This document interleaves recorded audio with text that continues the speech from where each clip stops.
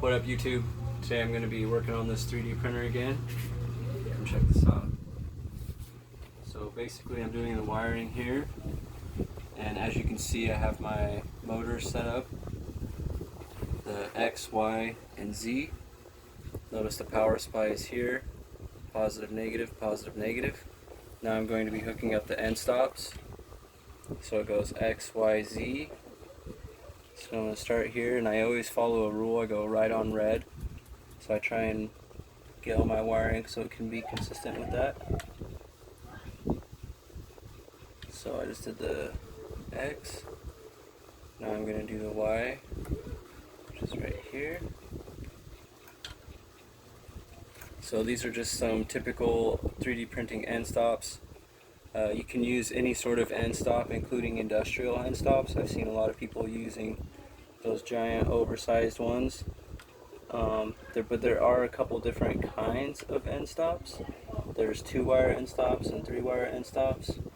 And then there's normally open and normally closed end stops. So if you're having some difficulty with your end stops functioning properly, you're going to want to make sure that you're using the proper kind as per your configuration file. So when you're setting up your Arduino IDE software file, there's a few different configurations that you can use for that. So for my Z end stop, I'm using a blue BL Touch. So the BL Touch end stop wiring is a little bit different here, and I gotta make sure, since I got this crazy mesh here, I gotta make sure I use the actual end stop wire, because I have the same connectors I do for the extruder motor.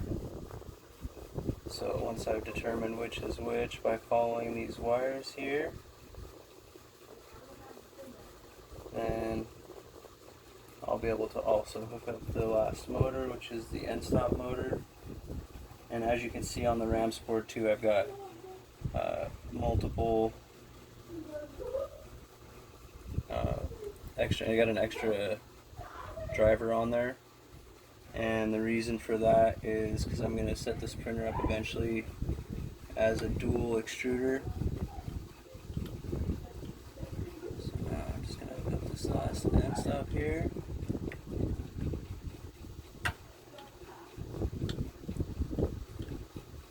Make sure it's pushed down nice and firmly. Okay, so now I got my 3 end stops hooked up.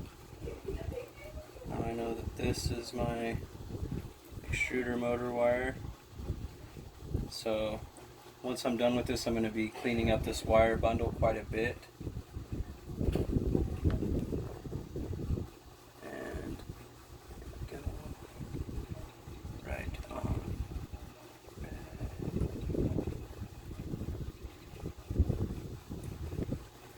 And of course, this is a pretty forgiving board, so it does allow you to kind of go back if you mess something up, and you can kind of fiddle with things in the hardware or in the software.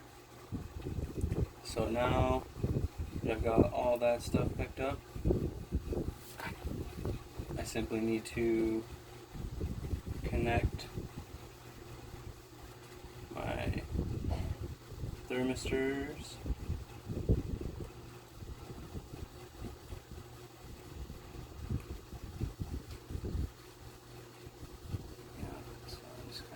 Checking things here.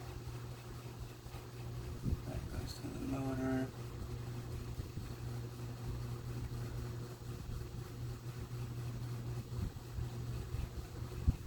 Okay.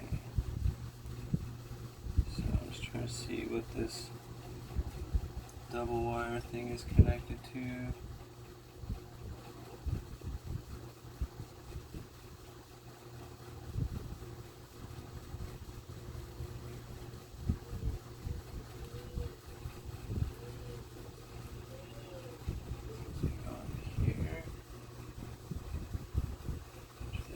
Up.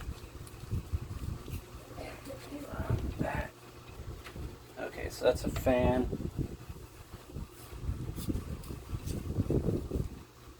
So I'll have one of these as part of the fan. Now that I'm actually looking this Guys, I already made a mistake. I connected these all to the wrong connectors.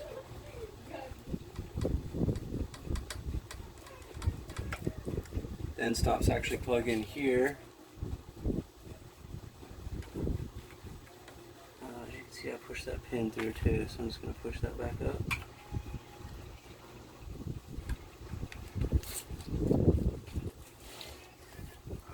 And reconnect these again in the proper position, so it's always good to double check your work.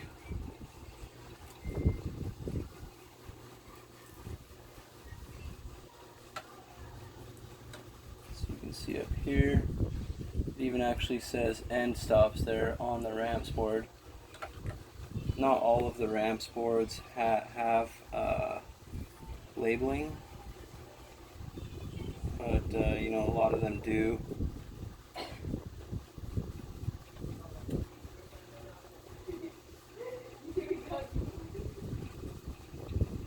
So that kind of helps you make sure you're plugging things into the right spot. As you can see, there's a lot of extra plugins here for the end stop, so the way that is so that you can have your both sides of your end stop. So you can have the home and then also the maximum, which will allow you to add an extra layer in there of protection, so that way, say I have an end stop up here, it won't allow this to try and ram up into this stuff and maybe cause some damage to some of the mechanics here. Okay, so now I got the end stops in the right spot. I'm gonna have to double check where that fan goes. I believe it goes in the auxiliary somewhere, or maybe somewhere else, but and then you have next to the end stops the T0, T1, and T2, so that's obviously for your temp readings. So the first one I'm going to hook up is the one here for the bed. I'm going to undo my spare.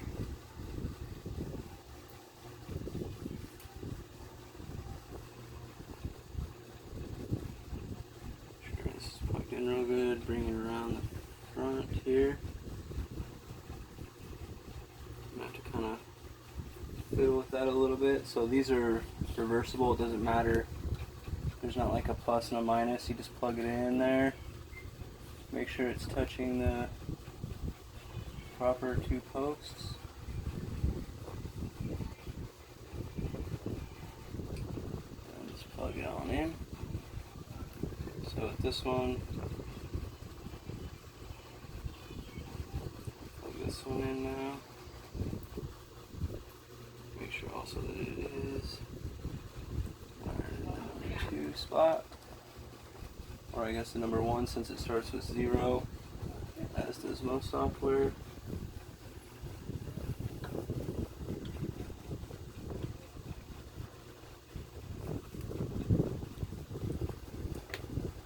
Okay, so now I got the temperature sensors, motors, and end stops all wired in this total cluster of wiring here. One thing I'm going to also need to do eventually is kind of clear this up and make it so I can put a fan that'll go down on there. So now I really should actually wire this under this here so it doesn't get in the way later. So I'm just going to go under everything.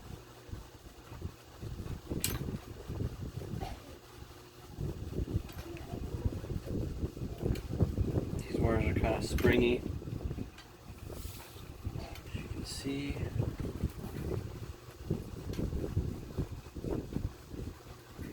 I got that wired a little bit better. Back in there. Kind of stay out of the way. Just a little bit down in there. Kind of harder to see exactly where it's going.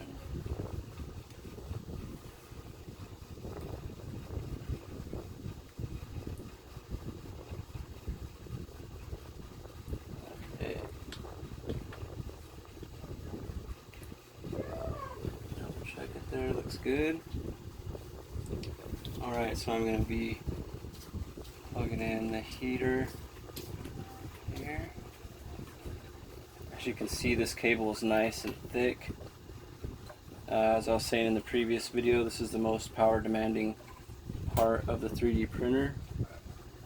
So a lot of these heated beds come with this super thin red, almost like a high voltage type of wire, and I do not recommend using that because it just is not adequate. It will fail. It's failed on just about every printer I've had. After I don't know, I say probably the average it goes for is about 100 hours of printing or so, and then it'll burn out. So I've never had one last more than a couple months of heavy printing. So that's something to keep in mind. You can start off using that, but just know that if you keep using it for a long time, it is going to fail on you. So you want to try and upgrade it to something a little heavier.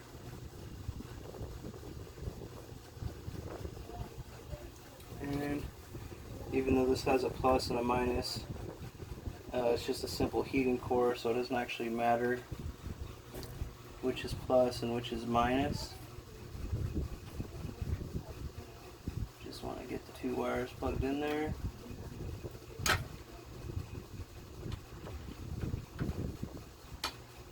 it in there nice and good, because you want a really good connection on these.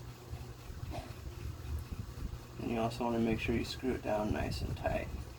You don't want to overdo it. It'll stiffen up on you and let you know when it's basically sealed up, and then you just want to give it a good tug.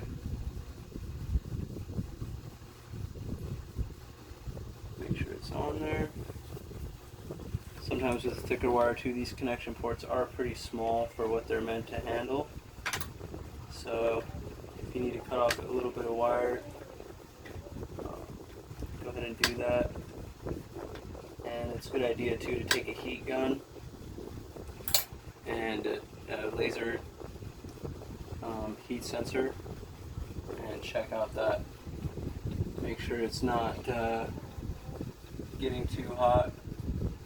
So the most common points that these wires fail are where it's bending. It starts fraying and the wire gets weak, and then it ultimately fails.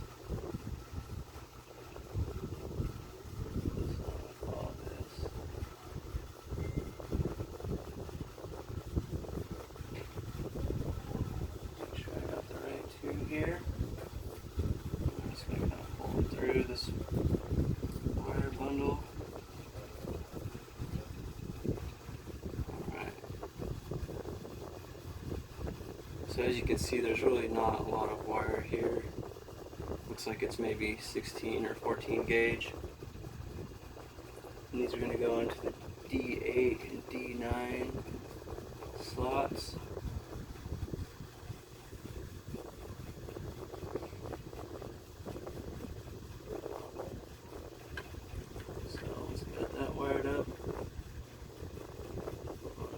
One.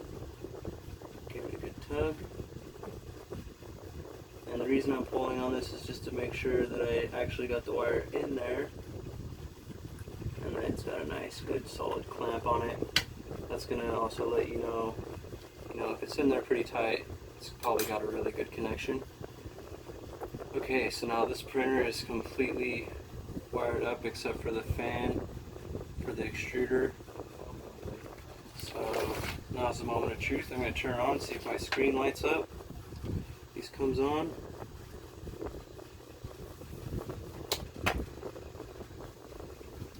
Okay, so we got the screen on here. Now before I do a home, I'm just going to go to prepare, move axis, and move each axis down at 0.1.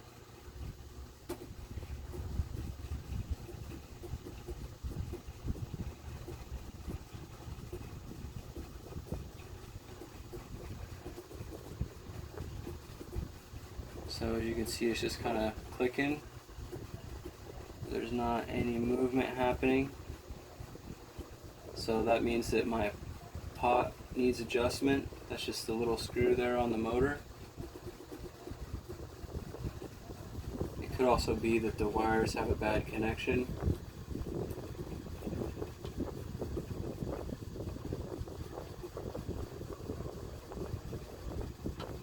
So that's something that you can check. Okay, so I need to know now here.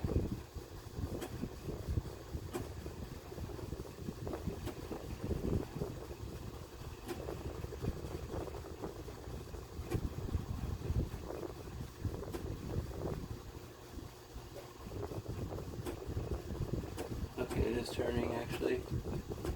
Just one side though.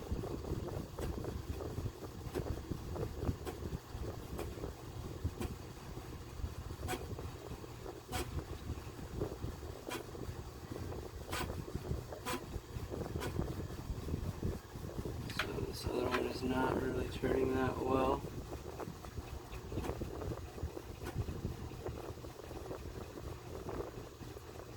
Make sure that's plugged in nice and firm here. This side also is plugged in nice and firm. Yep, okay.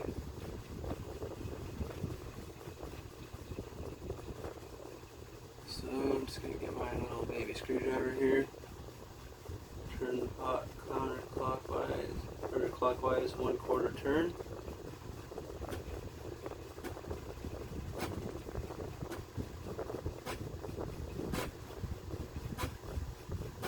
Still getting no movement from that other motor. So I'm starting to think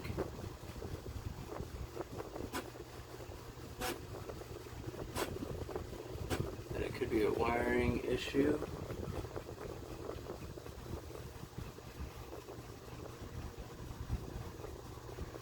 No, actually what the issue is that I've got my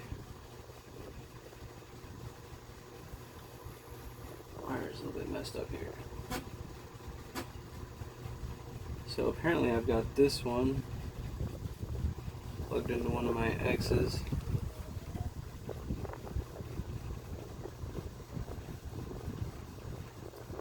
So, simple fix. I'm just going to turn it off again.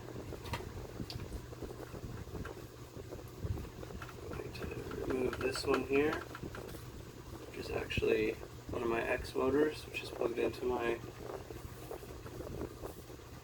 sorry, it's one of my Z motors, which is plugged into the X location. Switch these around here. Not sure how that happened, but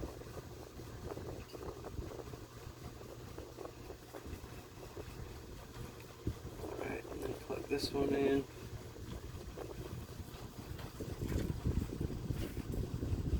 Proper location. For that, I'm going to actually use a screwdriver because I've already got my other things plugged in around there, so I'm going to line it up real good. The screwdriver that I just had. Stick it in the middle. Shimmy it back and forth, push it down, plug everything back in again, wait for my firmware to boot up, go back to prepare, move axis, move X,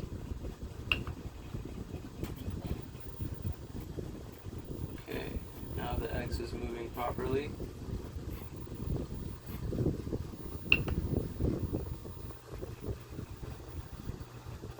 It is going the right direction as well. So those are the two things you want to check, that your plus is actually going to the plus. See, I've got my end stop on this side, so that's my home. So it should be moving this way when it goes to the plus. Now I'm going to move the Y axis, this axis. Okay. That's also moving the right way. I've got my end stop here, I'm going plus, so